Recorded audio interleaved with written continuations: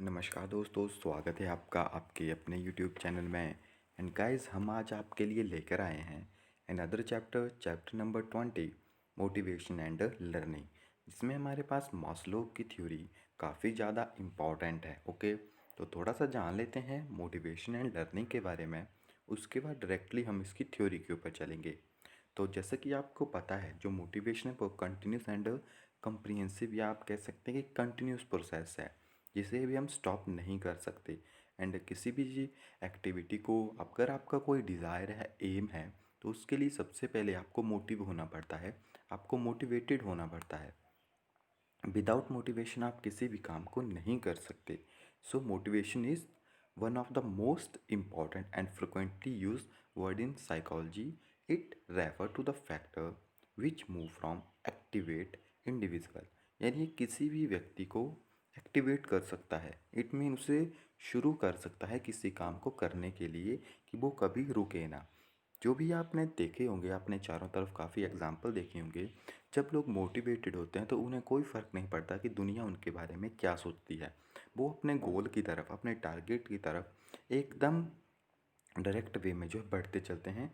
हमारे पास डेफिनेशन है यहाँ पे, according to Skinner, motivation is the super highway to learn या लर्निंग। जो आपके पास मोटिवेशन है वो सुपर हाईवे है for to learning. And according to Good, motivation is the process of arousing, sustaining and regulating activities. Okay, तो two definition है हमारे पास। उसके बाद हमारे पास मोटिवेशन के टाइप आते हैं। तो एक है हमारे पास इंट्रिंसिस, दूसरा है एक्सट्रिंसिस। अब इंट्रिंसिस को आप समझ सकते हो, इन मीन्स हमारे अंदर। It is a internal force और motivation within the individual which propel him her into display certain behaviour. यानी जैसे कि अगर मैं हूँ, तो मेरे अंदर किस तरह का बिहेवियर है, इंटरनल। ओके, इंटेंसिव से आप सकते हैं इंटरनल, जो कि मेरे अंदर है, मैं किस तरह का बिहेवियर शो करता हूँ। इट इज़ इनिजेट और genetically pre determined disposition to behave in a particular way when he she face a particular situation. It means जो हमारे अंदर है, चाहे हमारा कॉन्फिडेंस हो, चाहे हमारी कॉम्पिटेंस, कोई भी फीलिंग हो, किस तरह से हम बिहेव करते हैं। ओके, एक्सटर्नल आता है मैंने outside motivation. It is the external और एनवायरमेंटल फैक्टर, कि जो आपके चारों तरफ है एंड आपको जो कि इफ़ेक्ट कर रहा है। आपने देखा होगा, अगर कोई भी व्यक्ति आईएएस है, उसकी वाइफ आईएएस है, तो मैक्सिमम पॉसिबिलिटी होती है कि उसके जो बच्चे होंगे वो भी आईएएस ही होंगे। वो डिपेंड करता है उनके फैक्टर के ऊपर, क्योंकि उनके पास एक्सटेंसिव मोटिवेशन होता है, क्योंकि वो बाहर से भी उन्हें वही चीज़ जो है मिल रही है। ओके, जैसे रिवार्ड हो गया आपके पास, कि अगर आप कोई एक्टिविटी करते हैं तो आपको रिवार्ड मिलता है, तो इट मीन कि आप और ज़्यादा मोटिवेट होते हैं कि आप उस चीज़ को करेंगे। ओके, तो इन्होंने यहाँ पे यही बताया हुआ है सारा का सारा। फिर बात आती है करेक्टर, कि मोटिवेशन के क्या करेक्टर हैं। तो मोटिवेशन जो है आपके पास एक साइकोलॉजिकल फिनोमेना है। Okay, and motivation is based on need, कि आपकी क्या ज़रूरत है, उसके अकॉर्डिंग जो है आपका मोटिवेशन जो है वेरी करता है, कॉन्सियसनेस एंड अनकॉन्सियसनेस में। ओके, एंड नेक्स्ट हमारे पास आता है गोल और गोल आर मोटिवेटर, जो मैंने अभी आपको बताया कि मोटिवेशन काउज गोल डायरेक्टिंग बिहेवियर। आप उसी तरफ चलेंगे जो आपका गोल है, अगर आप मोटिवेटेड हैं। And motivation different from satisfaction, जो आपके पास सेटिस्फैक्शन है, मोटिवेशन उससे डिफरेंट होता है, क्योंकि सेटिस्फैक्शन में तो आप स्टॉप हो जाते हैं, बट मोटिवेशन आपको कॉन्टिन्यूसली ड्राइव करता रहता है अपने एम की तरफ। Okay, and motivation is a continuous process, ये क्वेश्चन एग्जाम में आया था, विच of the following is a continuous process. So motivation is a continuous process, ये कंटिन्यू चलता है। अगर कि यहाँ पे स्टॉप हो गया कहीं बीच में, तो वहाँ पे आप डिमोटिवेट होना शुरू हो जाएंगे।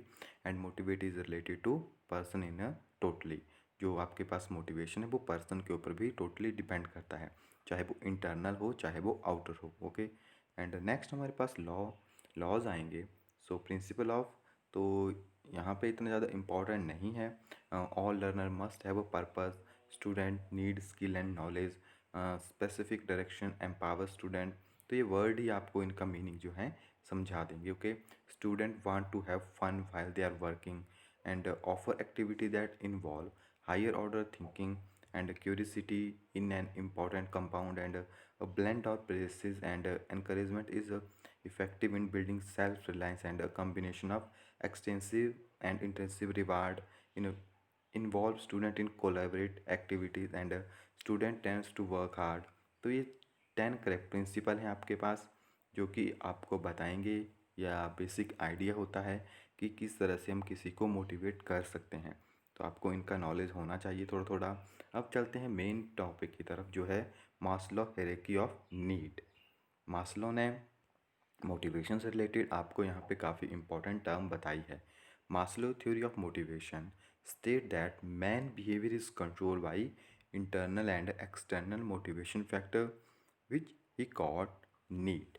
ओके, तो मास्लो के अकॉर्डिंग जो आपके पास मेन फैक्टर है वो क्या है? इंटरनल एंड एक्सटर्नल फैक्टर, जिसे हम कहते हैं नीड, जो कि हमारी ज़रूरत है। Okay, and he said that these need are the same in all the culture, are both psychological and physiological. He described these need in hierarchical in nature, meaning that some need are basic or more powerful than other, and as these needs are satisfied, other higher need emerge. He classified them into two categories: basic need and growth need. इन्होंने कितनी needs में बदला था या classify किया? Two में। One is basic, second is growth, and originality he purpose only 5 level of need, but only psychologically adding the understanding and knowledge and aesthetic need later.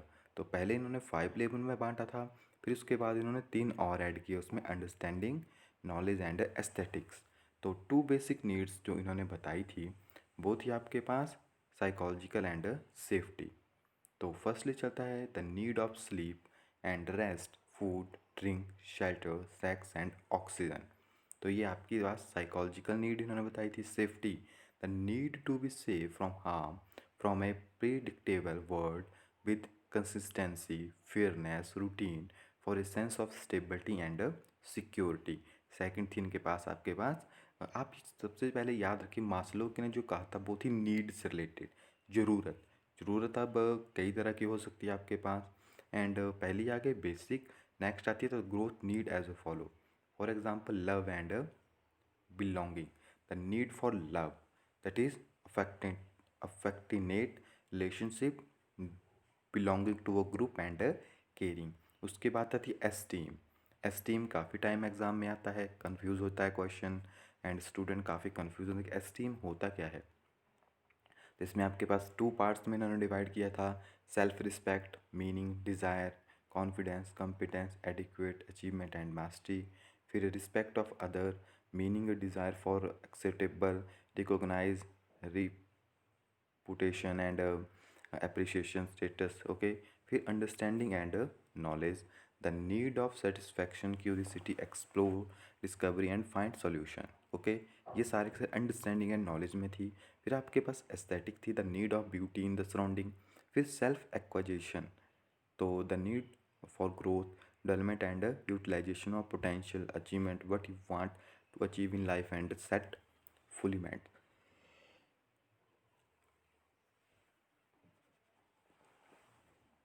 तो ये उन्होंने अपने जो भी उनकी थ्योरीज थी वो इन्होंने यहाँ पे कहा था।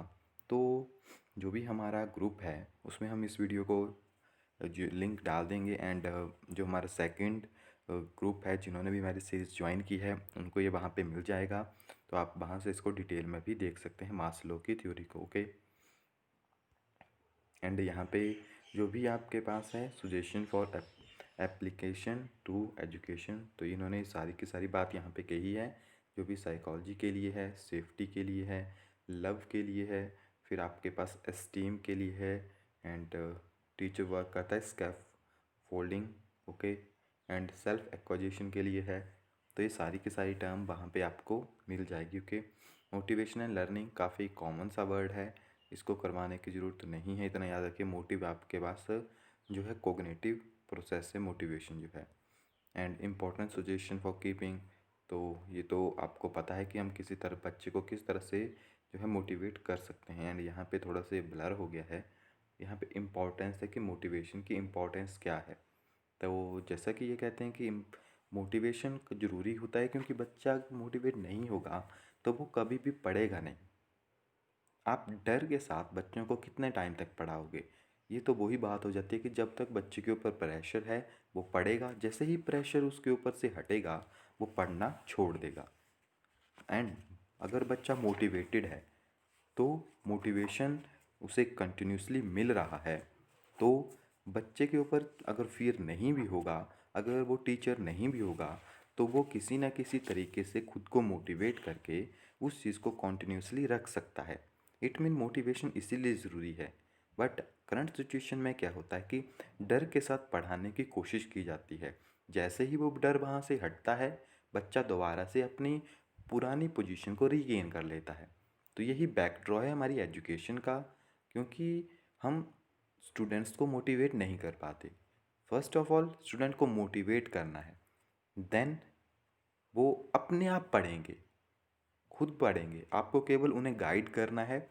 टीचर का काम ही होता है कि create a environment, create a learning environment जिसमें बच्चा सही तरीके से पढ़ पाए। ओके, अब इनके क्वेश्चंस के ऊपर चलते हैं ताकि आप वहाँ से ईजिली वे में इनको समझ सकें। ओके, फर्स्ट आता है human human behaviour is a result of dash dash stimulus. तो ह्यूमन बिहेवियर किसका रिजल्ट है आपके पास? साइकोलॉजिकल एंड एनवायरनमेंट, इन दोनों का कॉम्बिनेशन है। नेक्स्ट हमारे पास which of the following factor is not related to motivation. तो इंटरेस्ट, जो भी कोग्निटिव टर्म होगी वो मोटिवेशन से रिलेटेड है। आपके पास साइकोमोटर टर्म इसमें ऐड नहीं होगी। नेक्स्ट है consider the statement given below and choose the one that is correct. तो आपको यहाँ पे करेक्ट स्टेटमेंट जो है वो चूज करनी है। तो यहाँ पे जो आपके पास सही स्टेटमेंट है वो है Maslow give the theory of motivation in the perspective of need. तो ये आपके पास यहाँ पे राइट है। And in which situation the goal of life can be a motivating source. जो आपके पास आपकी लाइफ का गोल है वो एक मोटिवेशन सोर्स है when the goal become the need of the person. Maslow ने टर्म की थी नीड की। Which of the following will be encouraged factor in relation to motivating a person to learn? तो कौन सा फैक्टर वो है when the learner achieve the target with the personal satisfaction। Okay, and next हमारे पास Maslow theory. कौन किसकी theory जो है मास्लो की थ्योरी की तरह सिमिलर है? तो किसी की भी थ्योरी जो है मास्लो की थ्योरी की तरह जो है यहाँ पे सिमिलर नहीं है। Consider the following statement, and आपको यहाँ पे करेक्ट स्टेटमेंट बतानी है। Learning objective and its level is taken into account during the selection of the motivation technique, and the technique of the motivation can work only up to the highest level of cognitive domain. तो अगर आप देखोगे तो ये दोनों ही statement आपके पास सही है। नेक्स्ट हमारे पास there may be several principle of motivation that are applied in learning among the given option which one is not a principle. तो यहाँ पे आपको बताना है कौन सा जो है प्रिंसिपल नहीं है। अगर आप देखोगे तो complication in the problem to be taught, ये आपके पास प्रिंसिपल नहीं है। एंड नेक्स्ट आपके पास अकॉर्डिंग टू टैक्सोनॉमी से रिलेटेड क्वेश्चन है। When Salim as 32 get in the car with her mother as 62, he put on the seat belt, and Salim know that if he does not, he will be listened to a lecture from the entire car ride, and he want his mother to approve of his choice। कि जो seat belt है वो पहननी पड़ेगी, otherwise उसे lecture सुनना पड़ेगा। According to taxonomy of intrinsic and extensive motivation at what level Salim work. तो यहाँ पे पूछ रहा है कि उसके ऊपर किस तरह का जो है वर्क लगा हुआ है कि उसे सीट बेल्ट पहननी ही पहननी है। तो इसके ऊपर आपके पास इंट्रोजेक्शन जो है वर्क कर रहा है। नेक्स्ट है आपके पास which refer to the active relating to the issue of motivation match to columns. तो आपको यहाँ पे करेक्टली मैच करने हैं। तो अगर आप देखोगे तो इंटेंसिव जो है आपके पास वो द टीचर एंड और the people reconnect the people lesson overview specific object and goal target. Okay, and extensive जो है begin with the unconditional positive you did that well, and expectation for success इस term को आपके पास represent करता है। आपके पास इसका ए जो है यहाँ पे राइट होगा। Okay, motivation is the process of learning creating interest for learning among youth learning. Okay, and learner. Dash dash is the considered sign of motivated teacher. Questioning by student. Okay, that is the example of motivated teacher. And which of the following is not a character feature of intrinsically motivated children? They always success या succeed. Fourth जो इसका right answer है, extensive motivation में include praises and blame, रिफरेरली reward and punishment, knowledge of result. तो जो भी आपके पास एक्सटेंसिव मोटिवेशन है यानी आउटसाइड से है, तो ये सारी की सारी टर्म जो है आउटसाइड प्रेजेंट होती है। So all of this is the right answer. Which of the following statement is not appropriate to motivation as a process? So it keep away from a unpleasant situation, and motivation begin with need exist in all of us. The need that the student would tend to fulfill first pretension is, तो ये term आपके पास represent होती है psychological. And which of the following motivation are consider as primary motivation या primary motives, that is called psychological motive.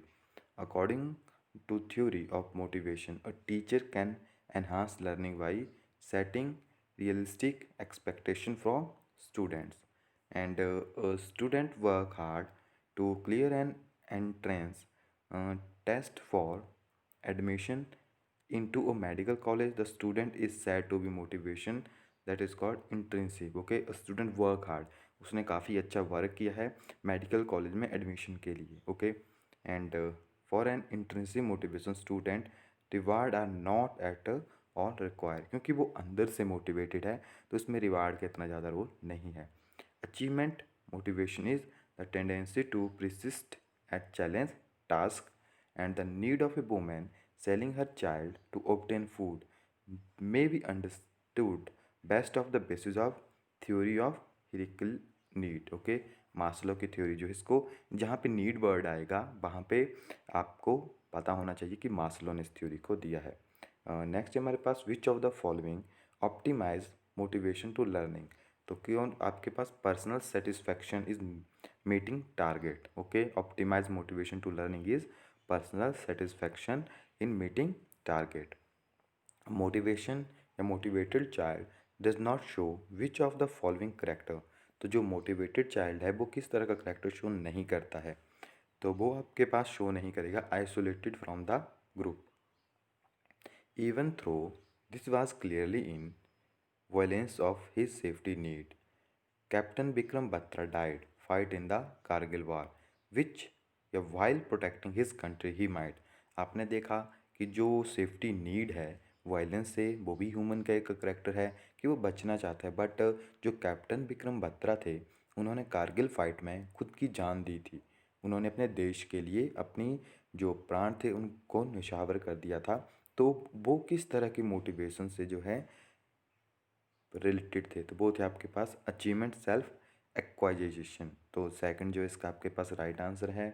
And next हमारे पास Rajesh is variously reader, and apart from study the course book, he often goes to library and read book on a diverse topic. Rajesh does his product even in the lunch break. He does not need prompting by his teacher or parents to study for text, and seem to truth enjoy learning.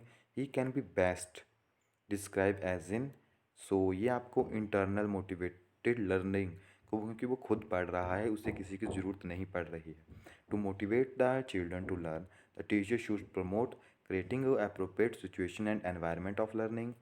For an effective and permanent learning, learners should have desired level of ability and motivation. The government of India has started midday meal scheme for the elementary school. Which of the following theory, तो ये आपके पास humanist theory को represent करता है। Okay, humanist theory को।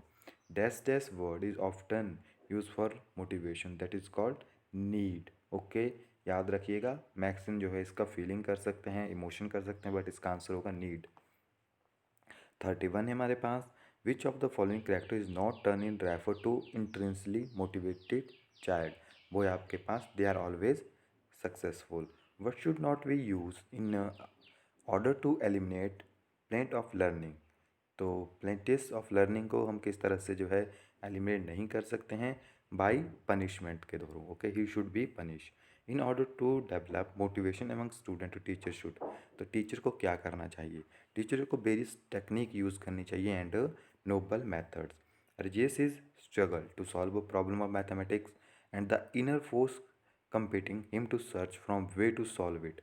तो ये आपके पास किस चीज़ को रिप्रेजेंट करता है? मोटिवेशन को।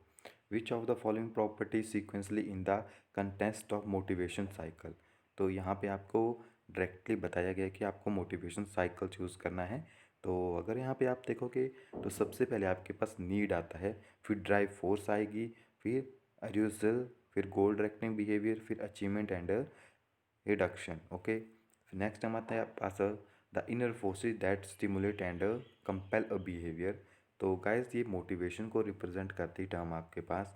नेक्स्ट है हमारे पास 37 dash dash motives deal with the need to reach satisfying feeling state and to obtain personal goal.